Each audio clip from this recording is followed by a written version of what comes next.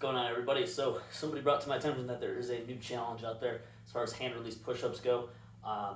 So worked out perfectly because we have hand release push-ups this week programmed into our workout. So I figured what better time to put out a little tutorial here on how to maximize your hand release push-ups in a set amount of time, but also keeping correct form. So first we're going to talk about push-ups in general. So there's two primary things that I always like to harp on as far as push-ups go.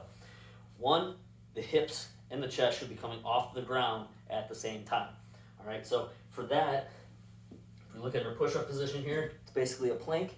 When you're in the down position, chest is on the ground here, hips are on the ground. You want them to come up at the same time. You don't want to have it be where your chest comes off the ground here, start arching the back. It shouldn't look like that, or like this, like that. All right, this is like going into like a cobra position, right? So this is not a good form. You're going to put strain on that lower back. And it also just shows that you have a weakened core. So you want to focus on strengthening that core up. All right. The other thing that we always pay attention to with push-ups is elbow direction.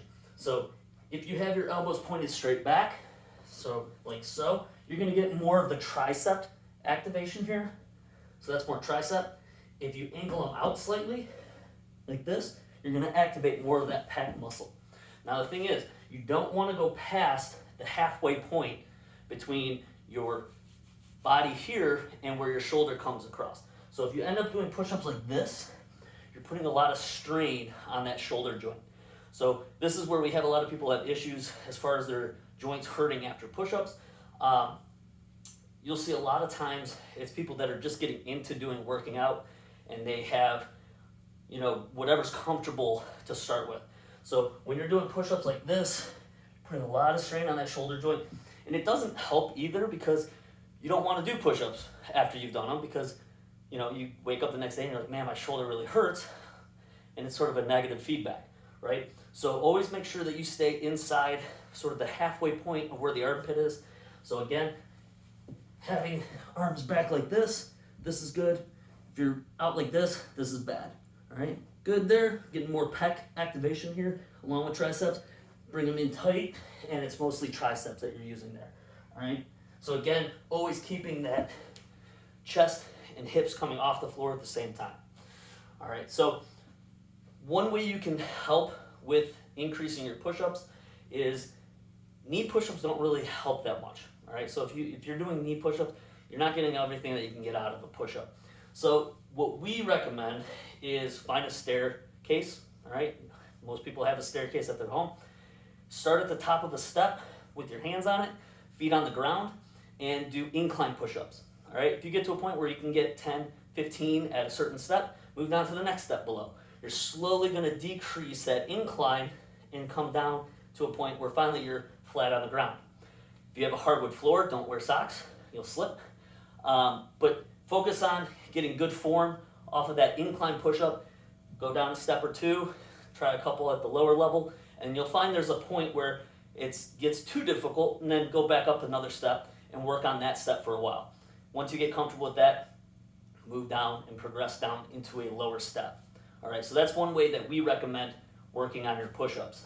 So hand release push-ups, the main thing that we're doing with hand release push-ups is we're taking the hands off the ground. So what's that gonna do, right? So here you are, you're down here. If you hold this position right here, you can feel tension in the pec. All right, your pec muscle here is holding tension because it's ready to pop back up. As soon as you lift the hands up, that tension goes away. So what happens now is from here, coming back down, you're activating the full pec muscle to get that push off the ground. All right, so again, hands come off, push back up. All right, notice the hips and the chest come off the ground at the same time, like so. All right. Again, same concepts apply when doing these push-ups as we had with regular push-ups. You don't want to do hand release push-ups where you go down like this and get the chest off the ground like this and start arching the back again. All right, these are incorrect and poor form, and you're straining that lower back again.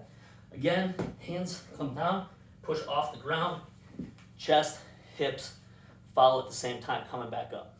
All right. One of the ways that we do hand release push-ups is during like an event, we will actually have people go down and go into a crucifix position, like so, to verify that their hands have come off the ground, right? Because a lot of times you do this really quick, you can't really tell. So one way to guarantee yourself getting your hands off the ground, throw the hands out to the side, bring them back in. It's not going to help as far as your time goes, but it'll actually ingrain in you to get the hands off the ground better. One thing we always say, anytime we do any timed exercise, form over everything, all right? Everybody wants to have as many reps as you can get, but if you have bad form, one, you're gonna hurt yourself, and two, it's not fair to the person who can get more reps or same number of reps as you can with good form compared to somebody who has poor form, right? So if you look at our boards, for instance, everybody that makes the boards, their videos that they submit, we go through and we look at each individual rep and see, hey, did they get their hands up off the ground? All of them were good. All right. Did the hips and the chest come off the ground at the same time? Were they doing the worm movement? Things like that will negate a rep, and then they may or may not make the number that they need to get into the board set. So we always harp form over everything. You just don't want to hurt yourself, for one, and two, you know, it's a, you know, if you get 45 of these and somebody else gets 46, but their form was bad and they really didn't get good reps, it's sort of like, hey, why didn't I get, you know, well, my 45 is less than his 46 all of a sudden or something. So we always harp that form over everything, no matter what it is, as far as any exercise goes.